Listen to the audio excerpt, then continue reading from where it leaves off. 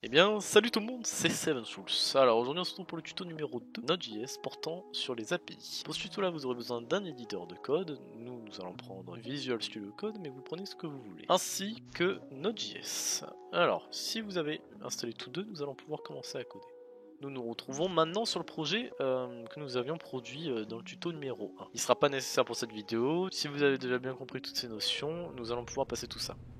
On va faire CTRL A, supprimer sur du coup l'ancien script, et on va installer nos modules nécessaires pour cette API. On va faire terminal, new terminal, ou CTRL U, suivant vos préférences, le raccourci, et vous allez faire npm i express, c'est celui-là qu'on va avoir besoin pour créer notre API. Faites Enter. Voilà, une fois le module installé, nous allons pouvoir commencer. On va faire une constante express est égal à require express. Donc on dit que notre module express est égal à cette constante là. Ensuite, on va déclarer un const app qui sera notre application est égal à express, entre parenthèses. On appelle cette fonction-là. Cette fonction-là qui, du coup, nous crée une application express, comme il est dit dans son nom. On va ensuite faire notre première requête, mais juste avant, on va déclarer un middleware avec le app.use et on va faire un express.json. Ça va permettre que toutes les requêtes qu'on reçoit vont être parsées au format JSON. Alors ensuite, vous faites un app.get/ et ça va permettre que du coup on reçoit tout ce qui est envoyé sur le nom de domaine de base, et on va déclarer rec qui est notre requête et res qui est notre réponse. On va faire en sorte que du coup ce qu'on envoie à ce moment là c'est un console.log reçu. Mais vu qu'on ne va pas envoyer de réponse, il va tourner dans le vent. Donc on va faire un return res.statut entre parenthèses 200 qui est égal au statut OK http.send j'ai reçu. Voilà.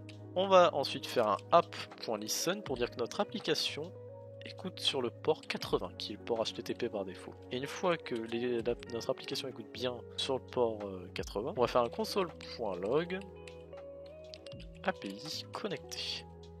On va démarrer tout ça. Alors vous faites un node, le nom de votre fichier en question .js, donc c'est node index.js, et l'envoi API connecté. Donc elle écoute bien. On retourne ici, on va faire un nouvel onglet, et on va taper localhost.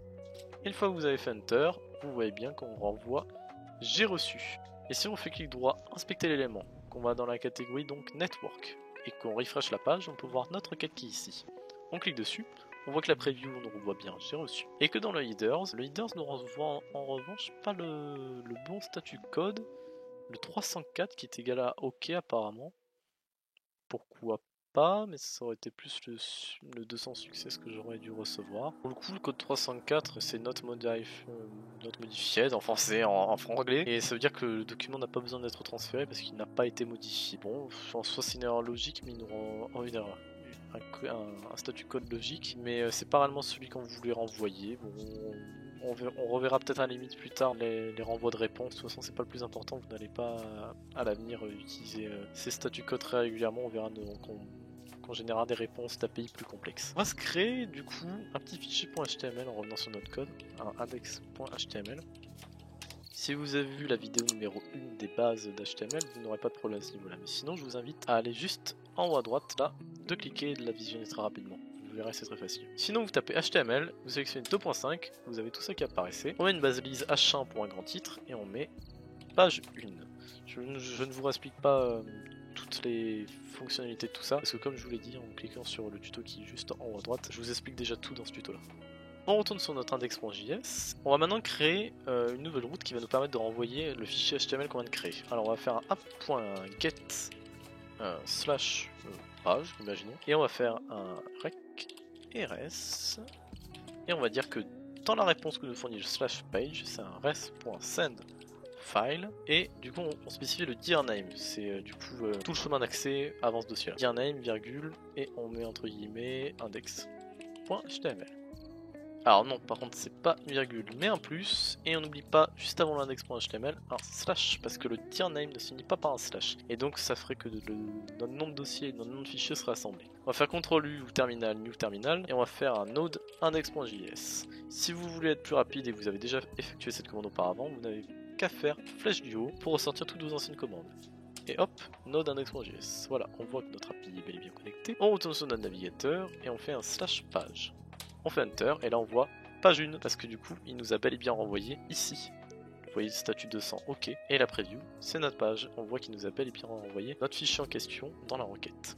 Voilà, dans un prochain tuto, nous verrons l'interaction entre un formulaire en HTML et l'API. Ça permettrait donc que si par exemple on crée un formulaire de connexion, que les informations de connexion puissent être envoyées dans le back-end, c'est-à-dire la partie serveur du site, pour qu'on puisse traiter ça et commencer à stocker les données pour pouvoir créer une sorte de blog ou notre propre site web. Nous verrons tout ça dans la prochaine vidéo et les formulaires seront expliqués dans le tuto numéro 2 en HTML.